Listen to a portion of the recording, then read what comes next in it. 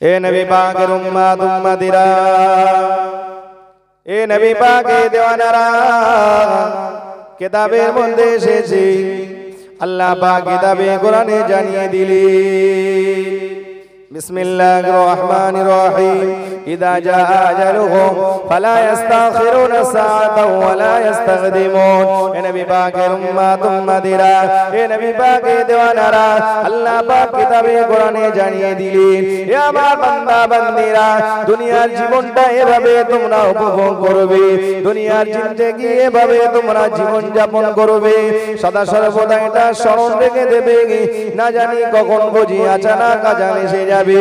এ নবী পাকের উম্মত উম্মতিরা, এ নবী পাকের দেওয়ানারা, আমার আল্লাহ পাক কিতাবে কোরআনে জানিয়ে দিলেন ইযা জা আজালুহুম ফালা ইস্তাখিরুনা সাআতাও ওয়ালা ইস্তাকদিমুন।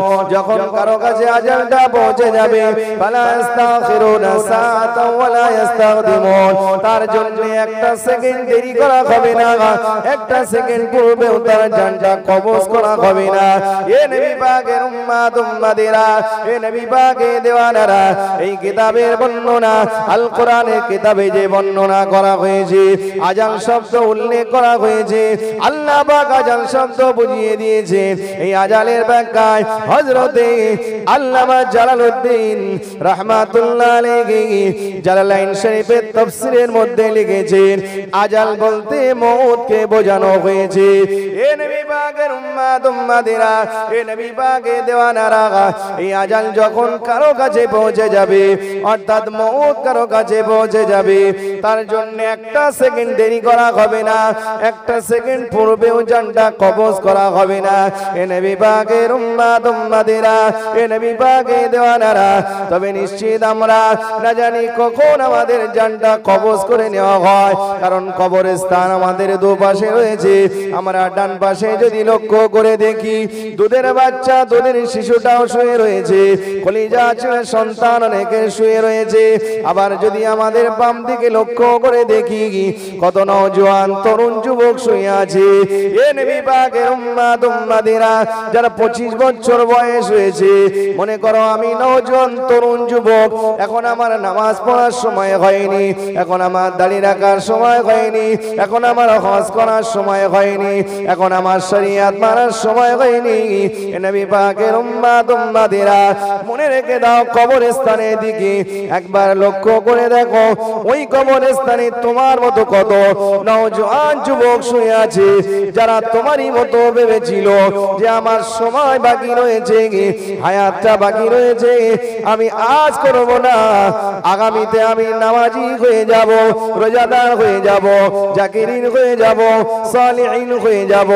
এ নবী পাকের উম্মত উম্মতিরা, তাই তো আমার আপনার নবী রাহমাতাল লিল আলামিন সতর্ক বার্তা দিয়ে বললেন, ও আমার সাহাবীরা রে, তোমরা শুনে রেখে দাও, জেনে রেখে দাও, কাফা বিল মাউতি ওয়া ইযাগাল, এই মওতের ওয়াজ, মওতের নসিহতটা তোমাদের জন্যই যথেষ্ট, যথেষ্ট। বলুন সুবহানাল্লাহ।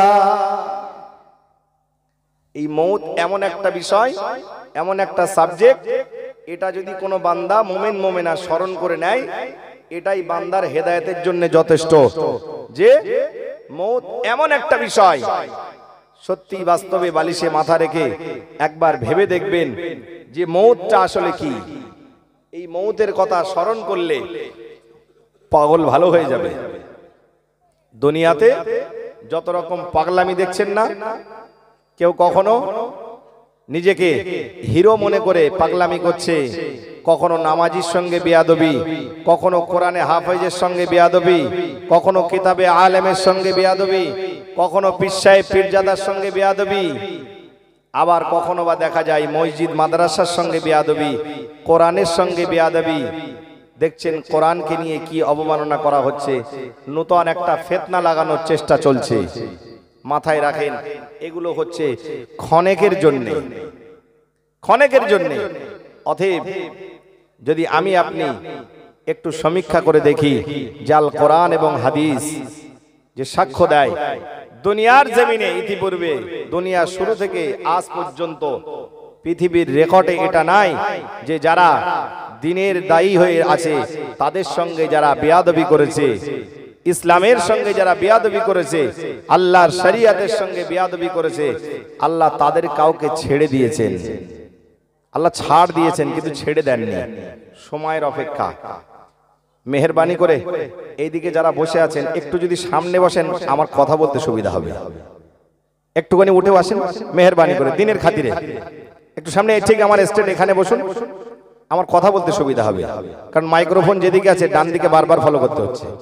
সামনের দিকে বসেন, কথা বলতে সুবিধা হবে। ভাইজান আমার, তো দিনের দায়ী যারা হয়ে আছে, আল্লাহ সুবহানাহু ওয়া তাআলা এদের সঙ্গে এবং কোরআনের সঙ্গে, মসজিদ মাদ্রাসার সঙ্গে যারা বেয়াদবি করেছে, ইতিহাস বলছে আল্লাহ এদের ছেড়ে দিয়েছে কিন্তু ছাড় দেননি। আল্লাহ পাক অনেকের জন্য সুযোগ দিয়েছেন কিন্তু কাউকে আল্লাহ পাক চিরতরে ছেড়ে দেননি, সময়ের অপেক্ষায় সকলকে পাকড়াও করেছেন।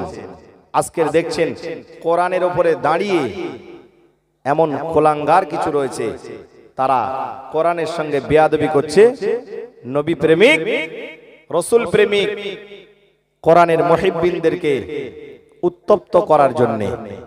কিন্তু মাথায় রাখবেন, সময়ের অপেক্ষা আল্লাহ এদের এক একজনকে ফিরাউন নমরুদের মতো দুনিয়াবাসীকে একেবারে চিরজনমের মতো শিক্ষা দিয়ে এদেরকে দুনিয়া থেকে এভাবে আল্লাহ বিদায় দেবেন, যেভাবে ফিরাউন নমরুদ মৃত্যুবরণ করেছে তার চেয়েও অধিকতরে অধিক সাজা দিয়ে আল্লাহ দুনিয়াবাসীর কাছে সাক্ষী রেখে এদের মৃত্যু দেবেন। বলুন আল্লাহুম্মা আমিন। কারণ এই অবমাননা আমার আল্লাহ পাক মেনে নেন না। আমাদের কাজ, আমরা মুখে বলছি রাসূল প্রেমিক, নবী প্রেমিক, কোরআন প্রেমিক, কিন্তু বুকে হাত রেখে বলুন তো প্রকৃত আশিকে রাসূলটা কি? প্রকৃত আশিকে রাসূল যে, তার তো কবরের ভাবনা ভাবতে হয় না, কবরের চিন্তা করতে হয় না। প্রকৃত একজন আশিকে রাসূল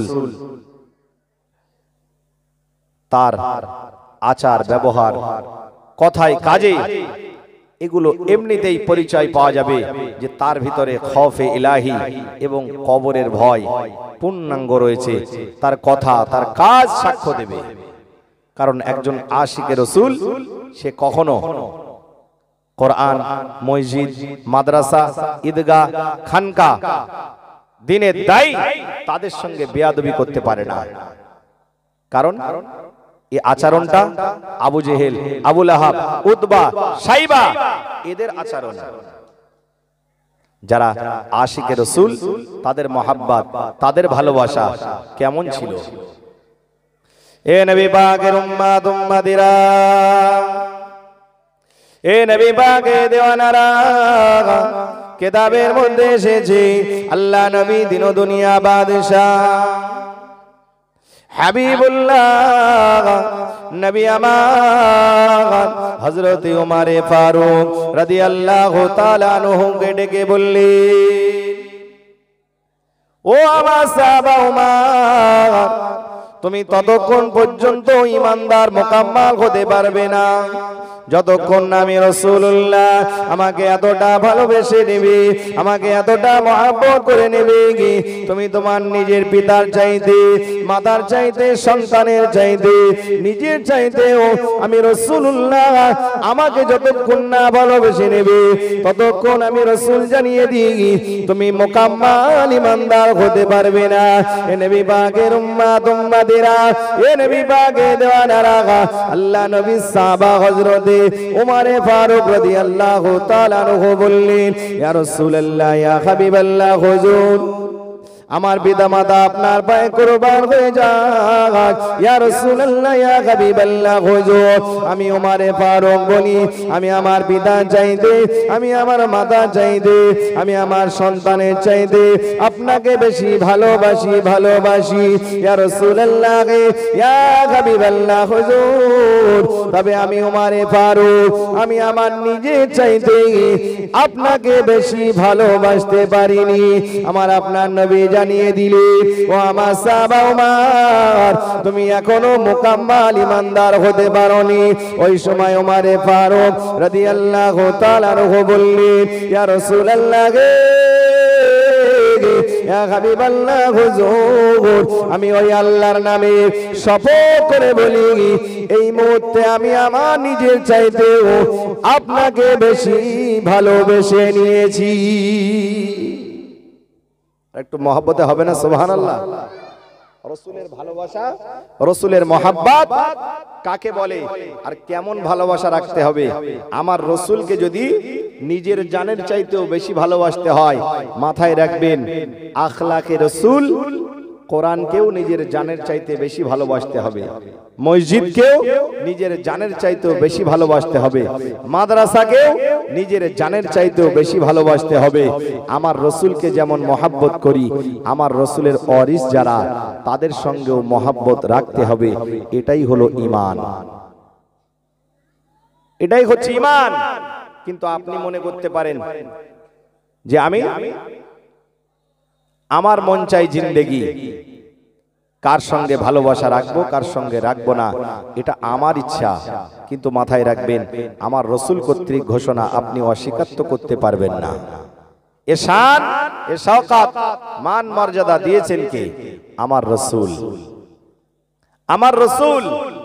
সেজন্য তো কিতাবের মধ্যে এসেছে ইহানাতুল উলামাই কুফরুন, উলামাদের ইহনাত করা অর্থাৎ অবজ্ঞা করা, এটা হচ্ছে কুফরি। উলামাদের সঙ্গে সুসম্পর্ক রাখাটাও হচ্ছে ঈমান, বলুন সুবহানাল্লাহ। তাজিম তাকরীম করাটাও হচ্ছে ঈমান, বলুন সুবহানাল্লাহ। কারণ এ তো আমার রাসূলের আদর্শ। যদি আপনার ভিতরে কবরের ভয় ভীতি থাকে, তাহলে এই রাসূলের আদর্শে আমি আপনি আদর্শিত হতে পারবো। অন্যথায় যার কবরের ভয় নাই, তার কাছে শরীয়তের তো কোনো বালাই নাই। আমি আপনি একটা বিষয় মাথায় রেখে দিই যে কবরের চিন্তা যদি আমাদের ভিতরে না থাকে, তাহলে মন চাই জিন্দেগি যা ইচ্ছে তাই করতে পারবো, কোনো কিছু আমাদের কাছে বাধা হয়ে দাঁড়াবে না। সেজন্য আমার রাসূল পাক বারবার কবরের কথা বলেছেন, হাসরের কথা বলেছেন, মিজানের কথা বলেছেন, পুলসিরাতের কথা বলেছেন। কারণ কি? কারণ এই একটা সাবজেক্ট, একটা বিষয় যদি কেউ গবেষণা করে, এর ওসিলায় আল্লাহ পাক তাকে পূর্ণাঙ্গ হেদায়েত দিয়ে দেবেন, বলুন সুবহানাল্লাহ। একবার উচ্চ স্বরে দরুদ আল্লাহুম্মা সাল্লি আলা।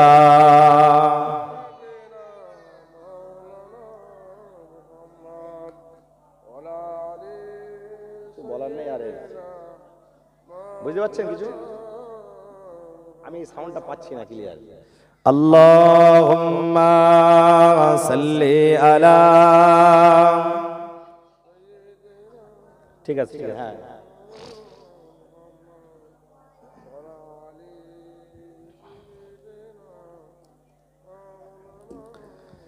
आखिरी रसूल तुमी नबी अकरम, आखिरी रसूल तुमी नबी अकरम, তোমার কদমে মোর হাজারো সালাম নবী, তোমার কদমে মোর হাজারো সালাম।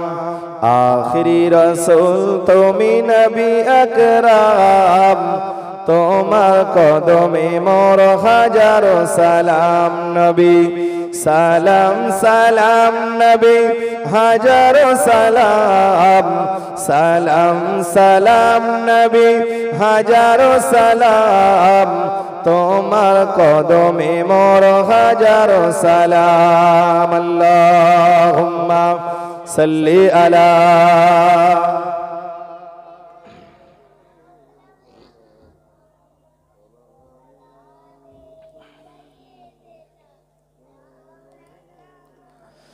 এ নবী পাকের উম্মত উম্মতিরা, এ নবী পাকে দেওয়ানারা, কিতাবে কোরআনে আমার আল্লাহ পাক জানিয়ে দিলেন, ইয়া আইয়ুহাল্লাযীনা আমানু কু আনফুসাকুম ওয়া আহলিকুম নারা। এ নবী পাকের উম্মত উম্মতিরা, এ নবী পাকে দেওয়ানারা, কিতাবে কোরআনে আমার আল্লাহ তাআলা জানিয়ে দিলেন, ইয়া আইয়ুহাল্লাযীনা আমানু কু আনফুসাকুম, হে ঈমানদার বান্দা বান্দীরা, তোমরা নিজে বাঁচো, ওয়া আনফুসাকুম ওয়া আহলিকুম নারা, এবং তোমার পরিবার বর্গ গুলোকে বাঁচাও, বাঁচিয়ে নাও আল্লাহ পাকের আযাবে জাহান্নাম থেকে বাঁচিয়ে নাও, বাঁচিয়ে নাও। এ নবী পাকের উম্মত উম্মতিরা, এ নবী পাকের দেওয়ানারা, আমি আপনি যদি মনে করি কবরের ভয়ে, আযাবে জাহান্নামের ভয়ে আমি আমার নিজের জীবনটাকে ইহদিনাস সিরাতাল মুস্তাকিমের পথিক বানিয়ে নেব, ইহদিনাস সিরাতাল মুস্তাকিম পথের উপরে কায়েম করে নেব, আমি নাজাত পেয়ে যাব, আমি আখিরে ছাড় পেয়ে যাব।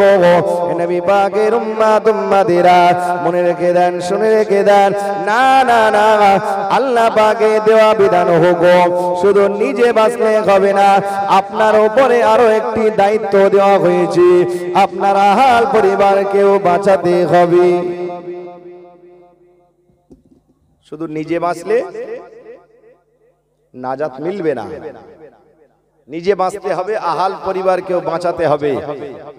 যার ভাবার্থ এটাই বোঝায় আপনি যেমনি করে নিজে 5 ওয়াক্ত নামাজ আদায় করছেন, কোরআন তেলাওয়াত করছেন, শরীয়ত মেনে চলছেন, আপনার সবচেয়ে আহাল পরিবারের নিকট থেকে নিকটতম আত্মীয় যারা, আপনার পিতা, আপনার মাতা, আপনার ছেলে, আপনার মেয়ে, আপনার বিবি, পরস্পর ধাপে ধাপে আপনার নিকটতম যত আত্মীয় পরিজন রয়েছে, এরা হলো আপনার আহাল পরিবারের মধ্যে একটি অংশ। মাথায় রাখবেন, এদের ব্যাপারেই আমার আল্লাহ সুবহানাহু ওয়া তাআলা বারবার ঘোষণা দিয়েছেন, নিজে বাঁচবেন, এদেরকেও বাঁচাতে হবে। আর যদি তা না হয়, আপনি 5 ওয়াক্ত নামাজ পড়বেন, রোজা করবেন, হজ করবেন, যাকাত দেবেন, অথচ নাজাত পাবেন না।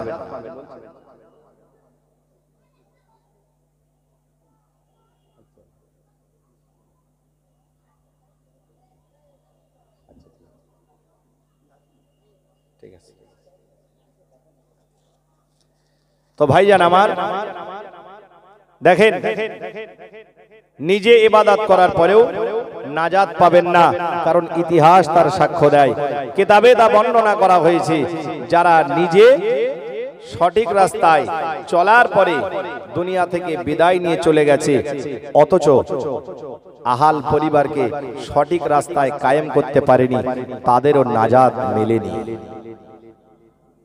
এ নবী পাকের উম্মত উম্মতিরা, এ নবী পাকের দেওয়ানারা, কিতাবের মধ্যে এসেছে একজন আল্লাহ পাকের ওলি বান্দা, নাম হলো হযরত আবু কিলাবা রাহমাতুল্লাহ আলাইহি। কিতাবের মধ্যে এসেছে তিনি কোনো একদিন এশার নামাজকে আদায় করে এশার নামাজ অন্তে তিনি আরামের বিছানায় চলে গেলেন। এ নবী পাকের উম্মত উম্মতিরা, এ নবী পাকের দেওয়ানারা, এশার নামাজ আদায় করে নিয়ে আরামের বিছানায় ঘুমিয়ে পড়লেন। ঘুমের মধ্যে ঘুমিয়ে ঘুমিয়ে স্বপ্নে দেখি চেনা জানা পরিচিত একটি কবরস্থান, মনে করুন আমাদের ডাইনে আমাদের বামে যে কবরস্থান রয়েছে, আপনাদের পরিচিত কবরস্থান, এখানে আপনাদের আত্মীয় স্বজন আহাল পরিবার অনেকেই ঘুমিয়ে গেছে, কারো বা গর্ভধারিণী মা, কারো বা জন্মদাতা বাপ, কারো বা দাদা, কারো বা দাদি, কারো বা নানা নানি শুয়ে আছে, কারো বা কলিজা ছেঁড়া সন্তান শুয়ে আছে। এমনি ভাবে আল্লাহ পাকের ওলি বান্দা পরিচিত কবরস্থান স্বপ্ন যোগে দেখতে লাগি। স্বপ্নের মধ্যে লক্ষ্য করে দেখে ওই কবরস্থানে সকল কবরবাসীর কবরটা অন্ধকার কবরকে আমার আল্লাহ তাআলা নিয়ামত দিয়ে নূর দিয়ে মনোয়ার করে দিয়েছে। প্রতিটা কবর নূরুন আলা নূর হয়ে গেছে। বলুন সুবহানাল্লাহ, আর একটু মহব্বত করে বলুন সুবহানাল্লাহ। এ নবী পাকের উম্মত উম্মতিরা, এ নবী পাকের দেওয়ানারা, কিতাবের মধ্যে এসেছে আল্লাহ পাকের ওলি বান্দা ওই নিজের পরিচিত কবরস্থান একের পর এক প্রতিটা কবরবাসীর সঙ্গে সাক্ষাৎ হয়, প্রতিটা কবরের অবস্থা দেখতে থাকি। কবরের মধ্যে ঘুরতে ঘুরতে ওই কবরস্থানের মাঝে একটি কবর রয়েছে, যে কবরে না আছে আলো, না আছে নূর, না আছে জান্নাতি কোন নিয়ামত, বাকি প্রত্যেকটা কবরে আল্লাহ দেওয়া নিয়ামত রয়েছে। ওই কবরবাসীর কবর নূরুন আলা নূর হয়ে গেছে এবং কবরবাসীর সামনে জান্নাতি খাঞ্চায় করে নূরের খাঞ্চায় করে জান্নাতি ফলমূলগুলো দেওয়া হয়েছে। এ নবী পাকের উম্মত উম্মতিরা, এ নবী পাকের দেওয়ানারা, কিতাবের মধ্যে এসেছে আল্লাহ পাকের ওলি বান্দা ওই কবরবাসীকে জিজ্ঞাসা করতে লাগে, ও ভাই কবরবাসী, আপনার কবরের অবস্থা এমন কেন? কবরের চিত্র এমন কেন? এই কবরের মধ্যে না আছে আলো, না আছে জান্নাতি নিয়ামত, জান্নাতি খাদ্য। প্রতিটা কবরবাসীকে নিয়ামত দেওয়া হয়েছে। তারা এমন কি আমল করেছিল আর আপনার জীবনে এমন কি বদ আমল ছিল যার ফলে আপনার কবরে এমন আল্লাহ পাকের লানাত নাজিল হয়েছে? কারণটা কি? কি কারণে কবরের অবস্থা? ওই সময় কবরবাসী আল্লাহ পাকের ওলি বান্দাকে লক্ষ্য করে বলে, ও আল্লাহ পাকের ওলি বান্দা, আপনি যে দেখছেন প্রতিটা কবর নূরুন আলা নূর হয়ে গেছে, জান্নাতি খাঞ্চায় করে ফলমূল দেওয়া হয়েছে। এই কবরবাসী এদের নেক আমলের দৌলতে নয়, দৌলতে নয়, বরং এদের দুনিয়াতে রেখে আসা নেক সন্তানের নেক দোয়ার ওসিলায় আল্লাহ এদের কবরের আযাবকে maaf করে দিয়ে জান্নাতি নিয়ামতগুলো দান করেছেন। বলুন সুবহানাল্লাহ। এদের নেক সন্তান আল আওলাদদের নেক দোয়ার ওসিলায় আল্লাহ পাক এই নিয়ামত দিয়েছে। আল্লাহ পাকের ওলি বান্দা জিজ্ঞাসা করতে থাকে, ও ভাই কবরবাসী, কবরের অবস্থা কেন? দুনিয়ার জমিনে কি নেক সন্তান রেখে আসা হয়নি? ওই সময় কবরবাসী লক্ষ্য করে বলি, আল্লাহ পাকের ওলি বান্দাকে লক্ষ্য করে বলি, ও আল্লাহ পাকের ওলি বান্দা, কি বলবো দুঃখের কথা, ব্যথার কথা, বেদনার কথা। দুনিয়ার জমিনে অনেক অর্থ উপায় করেছি, দুনিয়ার জমিনে অনেক অট্টালিকায় দেখেছি, দুনিয়ার জমিনে অর্থের পাহাড় করে রেখে এসেছি, বিল্ডিং বালাখানা রেখে এসেছি। তবে দুঃখের কথা, বেদনার কথা, দুনিয়াতে একমাত্র পুত্র সন্তান রেখে এসেছি। তার জন্য দুনিয়ার নিয়ামত, সাজ সরঞ্জাম অনেক কিছু রেখে এসেছি। তবে সেই সন্তান আমার রেখে আসা সম্পদগুলো শরিয়াত বিরোধী কাজে ব্যয় করে।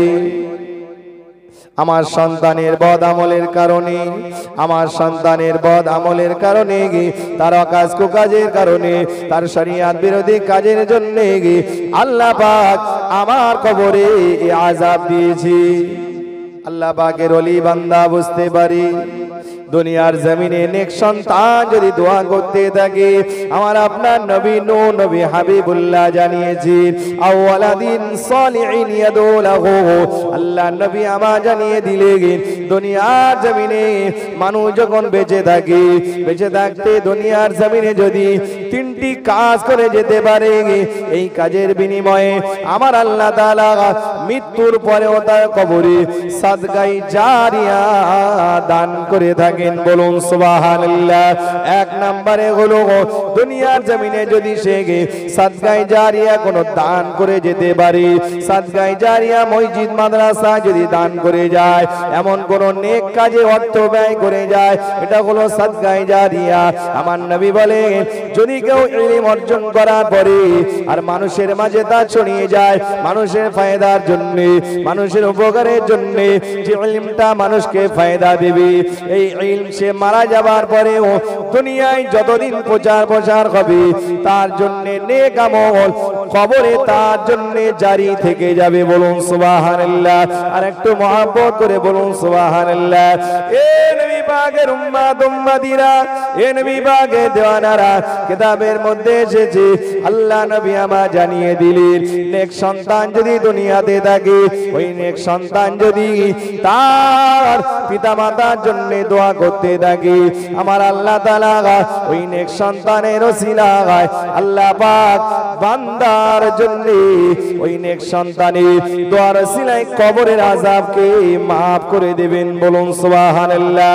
কারণ নেক সন্তানের দোয়াটা মওতের পরে পিতামাতার জন্য কবুল হয়ে যায়। বলুন সুবহানাল্লাহ।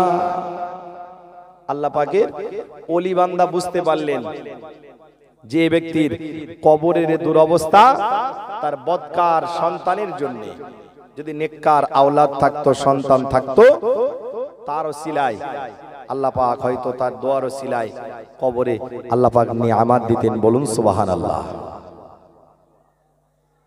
তাহলে দুনিয়াতে আমরা যে যা উপায় করি না কেন, যাই করি না কেন, দুনিয়ায় যতদিন বাঁচতে হবে নিশ্চয়ই কর্ম করতে হবে। তবে কর্মটা যেন এমন হয় নিজের সন্তানকেই যেন সম্পদ বানিয়ে যেতে পারি, সন্তানকে একেবারেই খাড়া উট পাখি না বানিয়ে যায়। উট পাখি বোঝেন তো? উট পাখির দুটো সোরাত। উট পাখিকে বলবেন উড়তে, সে বলবে আমি উড়বো কেন, আমি তো উট, আমি বোঝা বইব। আবার তাকে বোঝা বইতে বলেন, সে বলবে আমি বোঝা বইব কেন, আমি তো পাখি, আমি আকাশে উড়বো। মানে ও কোনো দিকে নেই, ও শুধু ওর কাছে বাহানা রয়েছে। আপনি ওকে নামাজ পড়তে বলবেন, ও বলবে বয়স আছে, এখন নওজোয়ান তরুণ যুবক বয়স, এখন পড়বো না। ওকে কাজ করতে বলুন, ঠিকঠাক বাপের দেখবেন কোনো আদেশগুলোই মানবে না। আসলেই ওরা কখনো আদর্শ সন্তান হতে পারে না। তাই দুনিয়ায় জীবদ্দশায় জীবিত থাকতে সন্তানকে সম্পদ বানিয়ে যান। শুধু এহকালের সম্পদ নয়, বরং পরকালের সম্পদ। সন্তানকে সুশিক্ষা দেন, নেক শিক্ষা দেন, দেখবেন সন্তান সম্পদ হয়ে যাবে। দ্বীনি ইলম শিক্ষা দেন, কখনো আপনার সন্তান আপনার সঙ্গে বেঈমানি করবে না। পিতা পুত্রের মাঝে অনেক সমস্যা হতে পারে, কিন্তু যদি ইলমে দ্বীন শিক্ষাটা দিয়ে দেন, ওই সন্তান আবারও ফিরে আসবে আপনার কদমের কাছে, এসে কদম জড়িয়ে আপনার কাছে মাপ চাইবে। আর যদি দ্বীনি শিক্ষা না দিতে পারে, আপনাকে ল্যাং মারলে কখনো আর পিছন দিকে ফিরে তাকাবে না। কারণ তার ভিতরে সেই বিদ্যাটা দিতে পারেননি, যে বিদ্যা তার অন্তরের ভিতরে নতুন একটা সাড়া জাগিয়ে তুলবে যে না, আমি ভুল পথে আছি, ভুল করেছি। এই সাড়া দেবে একমাত্র দ্বীনে ইলম শিক্ষা ছাড়া পৃথিবীর আর কোনো শিক্ষা এ চিন্তা চেতনা কখনো আনতে পারে না। এটা হলো আদর্শ শিক্ষা। তবে দুনিয়াবী শিক্ষাও প্রয়োজন রয়েছে।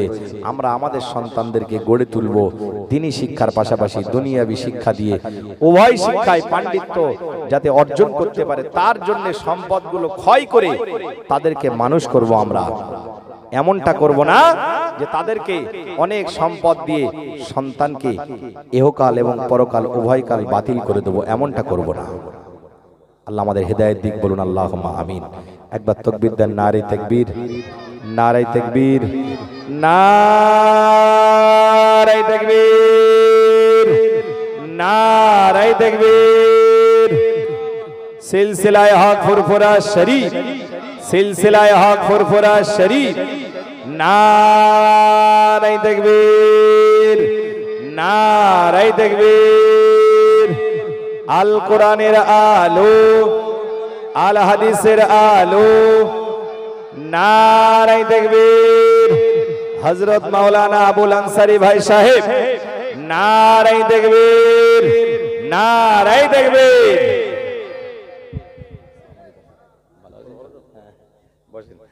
ভাই এসে গেছেন, আমি বক্তব্য ইতি করব, তবে অসম্পূর্ণ বক্তব্য ছেড়ে দিলে আপনারা হয়তো বুঝতে পারবেন না। আমি ভাইয়ের কাছ থেকে সময়, আমি বিষয়টা শেষ করে নিই। যে আল্লাহর ওলির কথা বলছিলাম, শুনছেন তো আপনারা? যে আল্লাহ পাকের ওলি বান্দা, তিনি স্বপ্নযোগে কি দেখেছেন? নিজের পরিচিত জানা চেনা একজন কবরবাসীর কবরের দুরবস্থা। কবরের দুরবস্থা কি ছিল? কবরবাসী কবরের মধ্যে না আছে নূরের আলো, নূরের জ্যোতি, না আছে নূরের খাঞ্চায় জান্নাতি ফলমূল। কবরবাসীর অভিযোগ শুনলো, অভিযোগের তীর নিজের সন্তানের দিকে। এ নবী পাকের উম্মত উম্মতিরা, এ নবী পাকের দেওয়ানারা, কিতাবের মধ্যে এসেছে আল্লাহ পাকের ওলি বান্দা আবারও এশার নামাজ আদায় করে আরামের বিছানায় ঘুমিয়ে গেলি। আরামের বিছানায় ঘুমিয়ে যাওয়ার পরে আবারও নিজের সেই জানা চেনা পরিচিত কবরস্থানকে নজরে পড়ে যায়। ঘুমের মধ্যে দেখতে থাকে, একই রকম অবস্থা দেখতে থাকে। আল্লাহ পাকের ওলি বান্দা, আল্লাহ পাকের মাহবুব বান্দা সেই নিজের চেনা জানা পরিচিত পরিচিত ওই ব্যক্তির বাড়িতে হাজির, যা দুনিয়ার জমিনে একমাত্র পুত্র সন্তান ছিল। সন্তানের সঙ্গে কথোপকথন হলো, বাপের কবরের আলোচনা হলো, বাপের কবরের দুরবস্থা উল্লেখ করা হলো।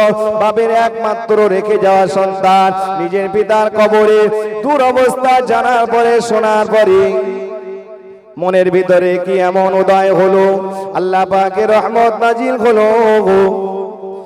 একমাত্র সন্তান পিতার কথা স্মরণ করে, পিতার কবরের অবস্থা স্মরণ করে আল্লাহ পাকের ওলি বান্দার হাতে হাত দিয়ে তওবা করে নিয়ে শরিয়ত বিরোধী কাজগুলো ত্যাগ করে ইমানের উপরে কায়েম রয়ে গেল। বলুন সুবহানাল্লাহ। আর একটু মহব্বত করে বলুন সুবহানাল্লাহ। এ নবী পাকের উম্মত উম্মতেরা, এ নবী পাকের দেওয়ানারা, কিতাবের মধ্যে এসেছে কি আল্লাহ পাকের ওলি বান্দা কিছুদিন যাওয়ার পরে রাতের বেলা এশার নামাজ আদায় করে আবারও আরামের বিছানায় ঘুমিয়ে গেলেন।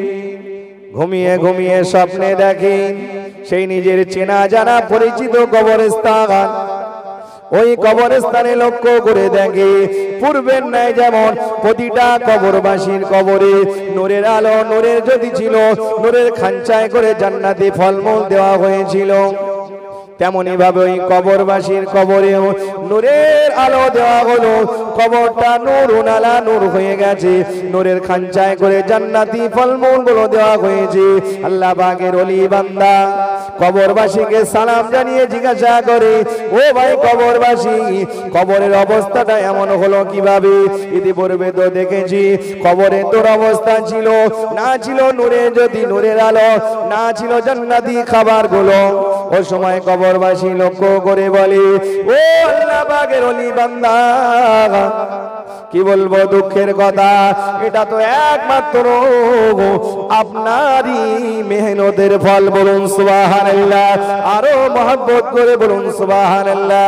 আল্লাহ পাকের ওলি বান্দা, আপনার ওসিলায় আমার সন্তানকে আমার আল্লাহ পাক হেদায়েত দিয়েছে, আমার সন্তানকে হেদায়েত দিয়ে আমার জন্য দোয়া করেছে। আর ও দোয়া কবুল করে নিয়ে আমার আল্লাহ তাআলা আমার কবরের অবস্থানকে পরিবর্তন করে দিয়েছে। মহব্বত করে হবে না সুবহানাল্লাহ? ভাইজান আমার, আমি এখানেই ইতি করব। মূল বিষয় বোঝানো ছিল যে আল্লাহ পাক কোরআনে কারিমে বলেছেন, নিজে বাঁচো, পরিবারকে বাঁচাও। নিজে নামাজ পড়ছেন, রোজা করছেন, হজ করছেন, যাকাত দিচ্ছেন, সব ঠিক আছে, নিজের পরিবারের দিকে খেয়াল করেন, তারাও নামাজি হচ্ছে কিনা, রোজাদার হচ্ছে কিনা, ইসলামের উপরে কায়েম আছে কিনা। তাই নিজে বাঁচবেন, তাদেরকেও বাঁচানোর চেষ্টা করুন। নেক্সট সন্তান গড়ে তুলুন। মারা যাবার পরে দেখবেন ওই সন্তানের দোয়ার ওসিলায় আমরা কবরে হয়তো ভালো থাকতে পারবো। আল্লাহ পাক তৌফিক দেন। বলুন আল্লাহুম্মা আমিন। আখির দাওয়ান আলহামদুলিল্লাহি রাব্বিল আলামিন। একবার মহব্বতে উচ্চ স্বরে দরুদ আল্লাহুম্মা সাল্লি আলা।